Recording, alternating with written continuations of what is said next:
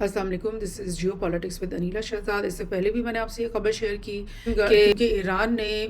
तंबीहाती note जो है वो भेज दिया था पर्शियन गल्फ़ के जो कंट्रीज़ हैं, जहाँ जहाँ पर यूएस के मिलिट्री बेसेस मौजूद हैं, क्योंकि ये जो पर्शियन गल्फ़ के जो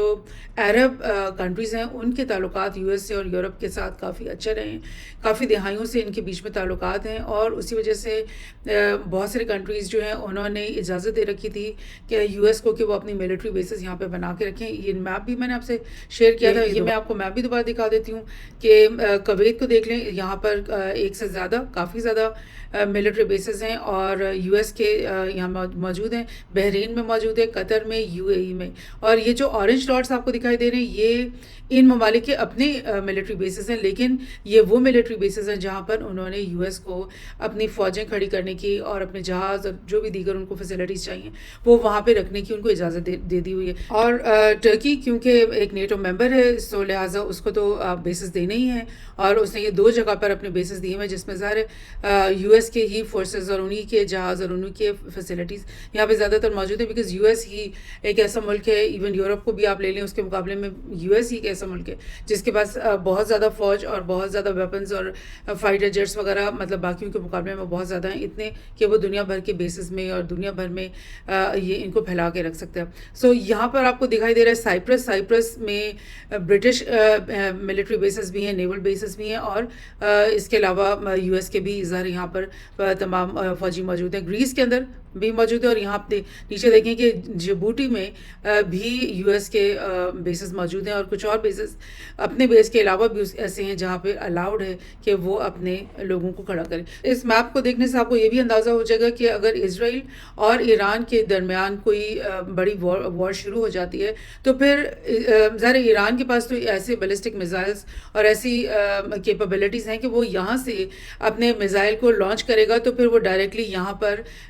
इजराइल के अंदर वो गिर जाएंगे। और ये चीज़ का इसका मुजाहरा वो 2 दफ़ा कर चुका है, जब एक दफ़ा उसने 300 मिसाइल्स यहाँ पे दागे हैं और एक और दफ़ा 200 मिसाइल्स वो यहाँ पे दाग चुका है। तो लेकिन इजराइल की ये इशू है कि इजराइल के पास ऐसे अभी मिसाइल्स नहीं हैं जो कि वो डायरेक्टली यहाँ से फायर करे और ईरान के अंदर जा कर के वो लैंड करें। सो इजराइल की स्ट्रेटेजिक प्लानिंग ये चल रही थी कि वो अपने जेट्स और अपने जो जंगी जहाज़ हैं उनके ज़रिए से बॉम्बिंग करते हैं। हमेशा आपने देखा है कि जो गज़ा के अंदर भी जितनी भी बॉम्बिंग होती है वो भी बाय एरियल बॉम्बिंग होती है और लेबनान में भी आप देख रहे हो कि जितनी भी बॉम्बिंग वो करें वो एरियल बॉम्बिंग ही करें। तो इनका जो एक्सपर्टीज़ कह लें या इनकी जो तरीका था या जो इन्होंने स्ट्रेटेजिक प्लानिंग की हुई थी उसमें यही था कि उनको डायरेक्टली शूट नहीं करने मिसाइल, बल्कि उन्होंने अपने एरियल जो सिस्टम है उसके अंदर लॉन्च करके उसके अंदर लगा के वो बॉम्ब जो है ना ईरान में या और किसी भी दूर दराज एरिया में उन्होंने हिट करना था। तो मसला ये हुआ है कि कुछ दिन पहले ईरान ने इन तमाम अरब स्टेट से जहाँ जहाँ यूएस के मिलिट्री बेसेस मौजूद हैं तो उन सबको तो ईरान ने कह दिया कि अगर आपकी ये मिलिट्री बेस या आपकी एयर स्पेस इस्तेमाल हुई है हम पे हमला करने के लिए तो फिर समझो कि आपकी हमारे साथ जंग है और अब हम फिर आपके ऊपर भी डायरेक्टली हिट करेंगे, जिसके लिए अरब नेशंस जो हैं वो बिल्कुल भी रेडी नहीं थे। और उसी वजह से उन्होंने फौरी तौर पर इजराइल को और यूएस को, वाशिंगटन को ये मरासला तरसील कर दिया कि भाई हम अपनी एयर स्पेस और अपनी मिलिट्री हमारे मुल्कों में जो आपकी मिलिट्री बेसेस हैं उन सबको हम इजराइल और ईरान के बीच की वॉर के लिए इस्तेमाल नहीं होने देंगे। सो ये चीज़ जो है एक बहुत शॉकिंग चीज़ बन गई है इजराइल के लिए और शायद यही वजह है कि वो थोड़ा रुका हुआ है कि किस तरह से अब उसने ईरान के ऊपर हमला करना, बिकॉज पहले तो उसका यही इरादा होगा कि इतने बेशुमार बेसेस जो हैं हमारे पास मौजूद हैं तो क्यों ना हम यहाँ से अपने एयरप्लेन को यहाँ लाएंगे, यहाँ से रिफ्यूलिंग करेंगे और फिर यहाँ से उड़कर वो ईरान के अंदर जहाँ पर भी बॉम्बिंग करना चाहे कर सकेगा। और यही काम वो दूसरे एयर बेसेस से यहाँ से करते और ये तमाम एयर बेसेस लाइन अप हो रहे हैं ईरान के बॉर्डर के साथ और आप देख रहे हो कि कितनी आसानी हो जाती इनको अगर ये फैसिलिटी उनके पास मौजूद होती। इसके अलावा मैं आपको बता दूं कि आज़रबाईजान ने भी कह दिया है कुछ दिन पहले, कुछ हफ्ते पहले आज़रबाईजान की तरफ से ये बात हो चुकी है कि वो भी इजराइल को अपने बेसेस इस्तेमाल नहीं करने देगा ईरान पे अटैक करने के लिए। मैं आपको दिखा दूं यहाँ पर कि आज़रबाईजान यहाँ पे ये یہ کاکاکس کا ایک کنٹری ہے. آذربائیجان اور یہ آرمینیا کو اس کے ساتھ دکھائی دے رہا ہے. ان کے بیچ میں نگورنو کاراباخ کے سلسلے کی وارز ہوتی رہی ہیں, اور پچھلی جو وار 2020 کے اندر ہوئی ہے اس میں آذربائیجان کو ایک بھرپور قسم کی وکٹری مل چکی ہے آرمینیا کے خلاف. اور لیکن اس وار کے اندر جو ایک خاص بات ہوئی تھی, ایک تو میں آپ کو بتاتی رہتی ہوں کہ پاکستان اور ٹرکی نے پورا ساتھ دیا آذربائیجان کا, بیکاز ہماری الائنس ہے آذربائیجان کے ساتھ, اور ہماری جو ٹرکی کی اور پاکستان دونوں نے مطلب آرمینیا کو اپنا ایک اینمی اسٹیٹ تسلیم کیا ہوا ہے. سو لیکن یہ جو وار ہوئی تھی نگورنو کاراباخ کی, اس کے اندر کیا ہوا تھا کہ اسرائیل نے ویپنز دیے تھے بہت سارے آذربائیجان کو استعمال کرنے کے لیے اس وار کے اندر. اور ظاہر اسرائیل نے یہ کیوں کیا, کیونکہ نہ ہی تو اس کو ٹرکی کے ساتھ کوئی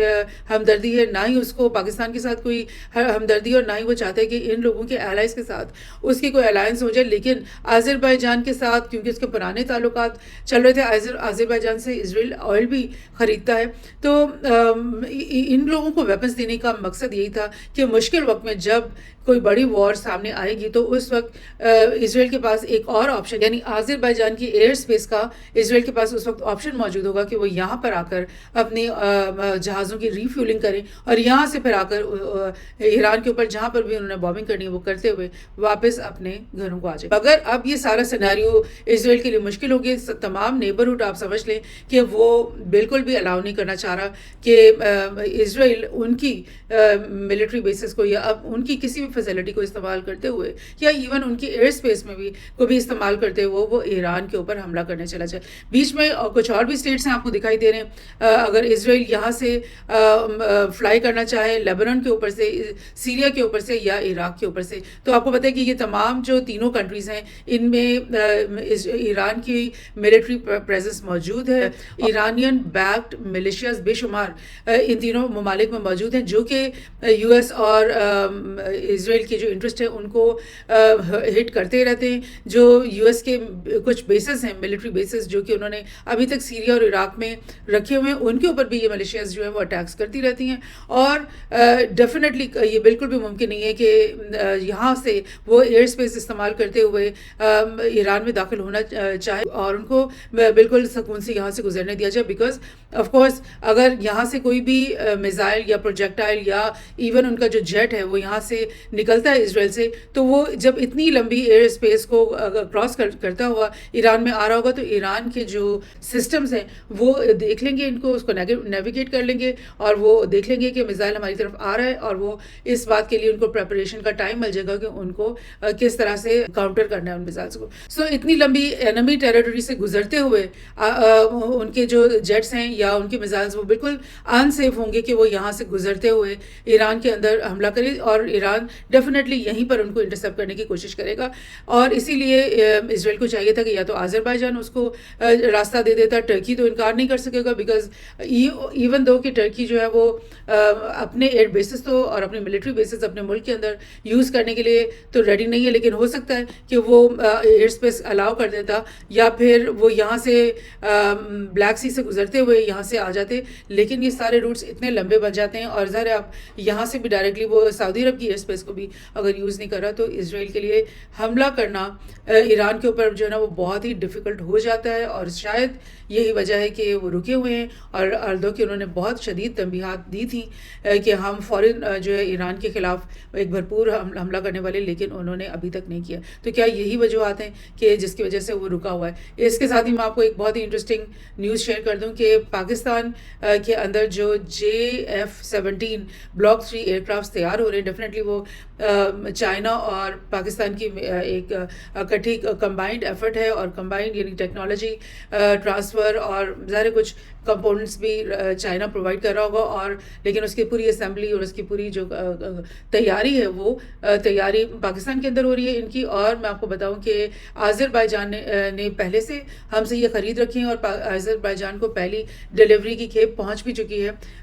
اسی مہینے. اور اب جو ہے ایران کی طرف سے یہ خبر آ گئی کہ ایران پاکستان سے یہ جیٹ طیارے جو ہے وہ خریدنے لگا ہے اور اس نے وہ ڈیل بھی کر لی ہے پاکستان کے ساتھ. سو دس از ویری انٹرسٹنگ. اس سے یہ پتہ چلتا ہے کہ